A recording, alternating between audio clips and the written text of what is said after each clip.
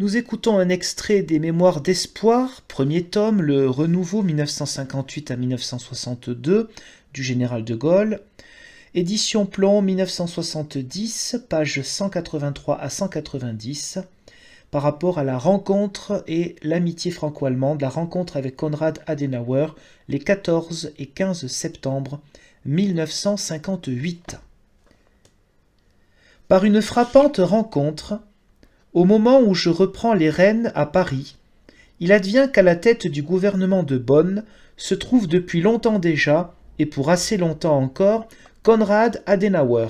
c'est-à-dire, de tous les Allemands, le plus capable et le plus désireux d'engager son pays sur la route et aux côtés de la France.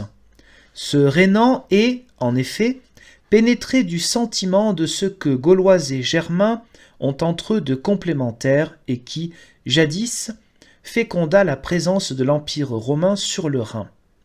fit la fortune des Francs, glorifia Charlemagne, servit d'excuse à l'Austrasie, justifia les relations du roi de France et des princes électeurs, fit s'enflammer l'Allemagne au brasier de la Révolution, inspira Goethe, Heine, Madame de Staël, Victor Hugo, et, en dépit des luttes furieuses qui opposèrent les deux peuples, ne cessa pas de chercher un chemin à tâtons dans les ténèbres. Ce patriote mesure quelle montagne de méfiance et de haine les frénétiques ambitions d'Hitler, passionnément obéies par les masses et les élites allemandes, ont dressées entre son pays et tous ceux qui l'entourent, et dont il sait que seule la France, si elle tend franchement la main à l'ennemi héréditaire, pourra permettre de les aplanir. Ce politique, qui, à force de persévérante habileté, parvint jusqu'à présent à maintenir la République fédérale en équilibre et en progrès, manœuvre pour que ni la menace de l'Est, ni la protection de l'Ouest n'y mettent en cause l'édifice fragile d'un État bâti dans les décombres et discerne de quel prix serait, au-dedans et au-dehors, la caution déterminée de la nouvelle République française. Dès qu'il comprend que mon retour est autre chose qu'un épisode, le chancelier demande à me voir. C'est à Colombey-les-Deux-Églises que je le reçois les 14 et 15 septembre 1958. Il me semble en effet qu'il convient de donner à la rencontre une marque exceptionnelle et que, dans l'explication historique que vont avoir entre eux, au nom de leurs deux peuples, ce vieux Français et ce très vieil Allemand, le cadre d'une maison familiale a plus de signification que n'en aurait le décor d'un palais. Ma femme et moi faisons donc au chancelier les modestes honneurs de la boisserie. Me voici en tête-à-tête avec Konrad Adenauer. Tout de suite, il me pose la question de confiance. « Je viens à vous, me dit-il, parce que je vous considère comme quelqu'un qui est en mesure d'orienter le cours des événements. Votre personnalité, ce que vous avez fait déjà au service de votre pays, enfin les conditions dans lesquelles vous avez repris le pouvoir, vous en donnent les moyens. Or nos deux peuples se trouvent, l'un par rapport à l'autre, actuellement et pour la première fois, dans une situation qui leur permet de placer leurs relations sur des bases entièrement nouvelles, celles d'une cordiale coopération. Certes, les choses ne sont pas, pour le moment, en mauvaise voie à cet égard. Mais ce qui a été fait déjà dans le bon sens n'a tenu qu'à des circonstances, extrêmement pressantes il est vrai, mais passagères à l'échelle de l'histoire, la défaite du côté allemand, la lassitude du côté français. Il s'agit maintenant de savoir si quelque chose de durable va être réalisé. Suivant ce que, personnellement, vous voudrez et ferez, la France et l'Allemagne pourront, ou bien vraiment s'entendre pour un long avenir, à l'immense bénéfice de toutes deux et de l'Europe, ou bien rester mutuellement éloignés et, par là, voués à s'opposer encore pour leur malheur. Si le rapprochement réel de nos pays est dans vos intentions, laissez-moi vous dire que je suis résolu à y travailler avec vous et que j'ai moi-même, à cet égard, certaines possibilités. Il y a en effet 11 ans que j'exerce les fonctions de chancelier et, malgré mon grand âge, je pense pouvoir le faire encore quelque temps. Or, le crédit qui m'est accordé et, d'autre part, mon passé, au cours duquel je n'ai eu pour Hitler et ses gens que réprobation et mépris, et reçu d'eux que sévices infligés à moi-même et aux miens, me mettent à même de conduire, dans le sens voulu, la politique de l'Allemagne. Mais vous, quelle direction comptez-vous donner à celle de la France ?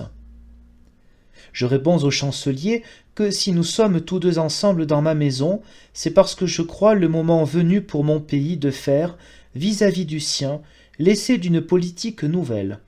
La France, après les terribles épreuves déchaînées contre elle, en 1870, en 1914, en 1939, par l'ambition germanique, voit en effet l'Allemagne vaincue, démantelée et réduite à une pénible condition internationale, ce qui change du tout au tout les conditions de leur rapport en comparaison du passé. Sans doute le peuple français ne peut-il perdre le souvenir de ce qu'il a souffert jadis du fait de son voisin d'outre-Rhin, et négliger les précautions qui s'imposent pour l'avenir. J'avais, d'ailleurs, avant la fin des hostilités, envisagé que, de notre fait, ces précautions devraient être prises matériellement et sur le terrain. Mais, étant donné, d'une part, la dimension des événements accomplis depuis lors et la situation qui en résulte pour l'Allemagne, d'autre part, la tournure des choses et l'orientation des esprits en République fédérale grâce à l'action menée par le gouvernement de Konrad Adenauer, enfin l'intérêt primordial que présenterait l'union de l'Europe, union qui exige avant tout la coopération de Paris et de Bonn, j'estime qu'il faut tenter de renverser le cours de l'histoire, de réconcilier nos deux peuples et d'associer leurs efforts et leurs capacités. Cela dit, Adenauer et moi en venons à considérer comment y parvenir dans la pratique. Nous nous accordons aisément sur ce principe qu'il y a lieu, non point de confondre les politiques respectives des deux pays, comme avaient prétendu le faire les théoriciens de la CECA, de l'Euratom, de la Communauté européenne de défense, mais au contraire de reconnaître que les situations sont très différentes et de bâtir sur cette réalité.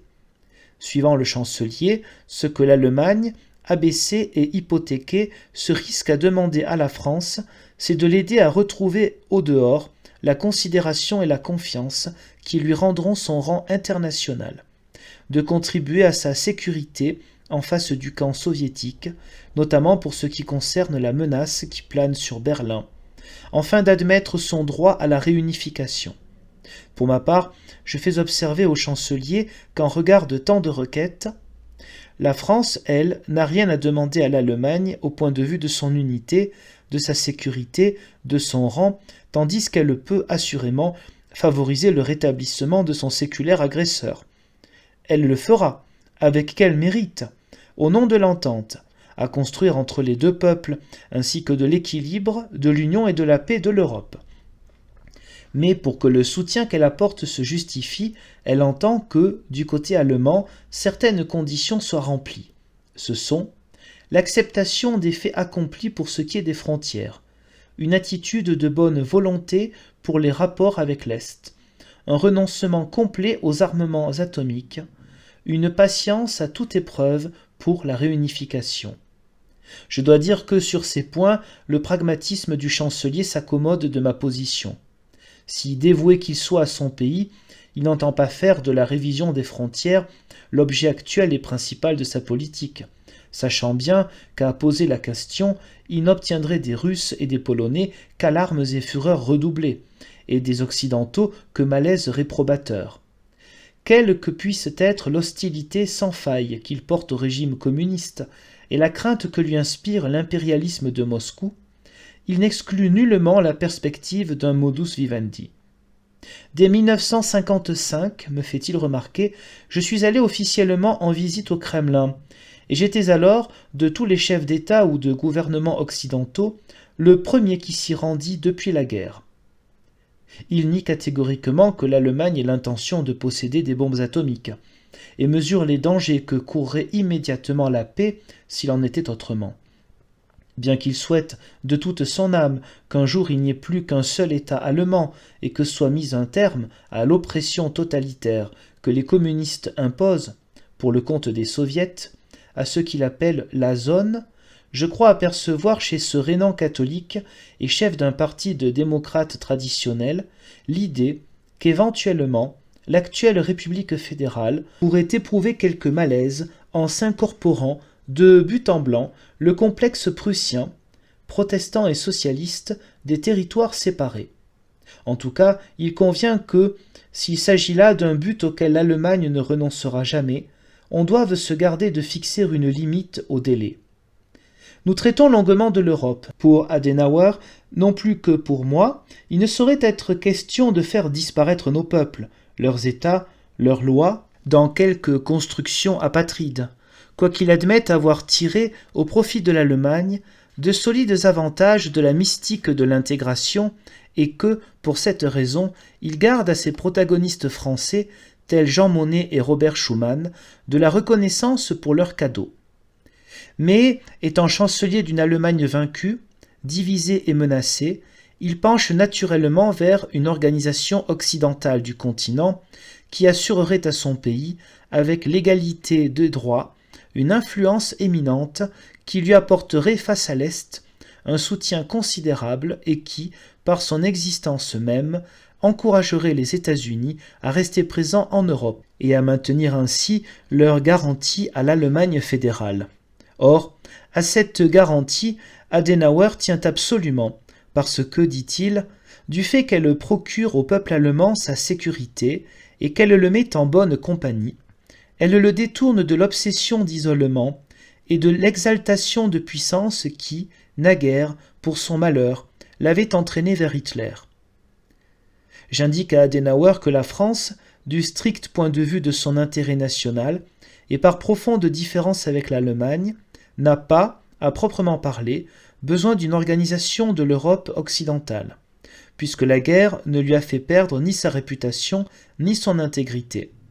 Cependant, elle vise au rapprochement pratique, et si possible, politique, de tous les États européens, parce que pour elle, le but à atteindre, c'est l'apaisement et le progrès général.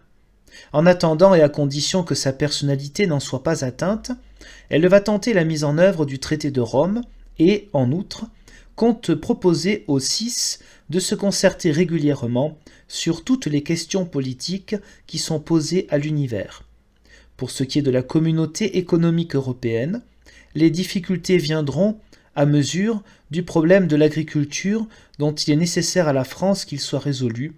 et de la candidature anglaise qu'elle estime devoir écarter tant que la Grande-Bretagne demeurera économiquement et politiquement ce qu'elle est. Sur ces deux points, le gouvernement français doit pouvoir compter sur l'accord du gouvernement allemand, faute de quoi l'union réelle des six ne serait pas réalisable. Personnellement, me déclare le chancelier, je comprends fort bien vos raisons.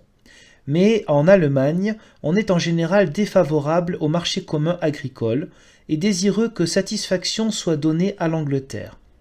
Pourtant, comme rien n'est, suivant moi, plus important que de réunir l'union des six, je vous promets d'agir pour que les deux problèmes dont vous parlez n'empêchent pas de la faire aboutir. Quant à l'idée d'amener nos partenaires à des entretiens politiques réguliers, j'y suis, d'avance, tout acquis.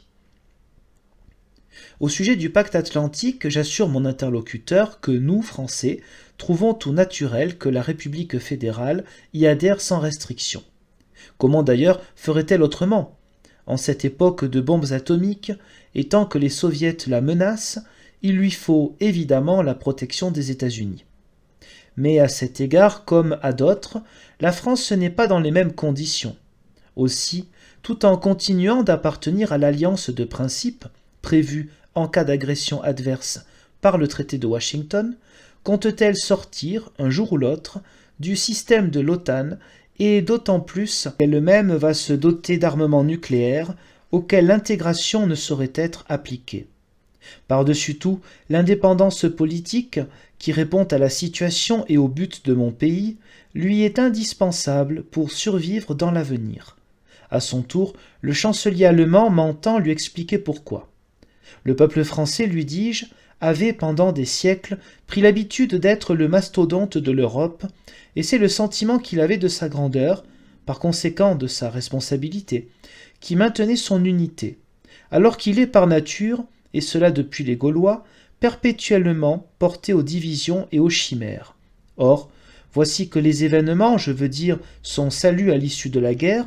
de fortes institutions, la gestation profonde de l'univers, lui offrent la chance de retrouver une mission internationale, faute de laquelle il se désintéresserait de lui-même et irait à la dislocation. D'ailleurs, je pense que chaque peuple du monde, y compris l'Allemagne, aurait, en fin de compte, beaucoup à perdre et rien à gagner à la disparition de la France.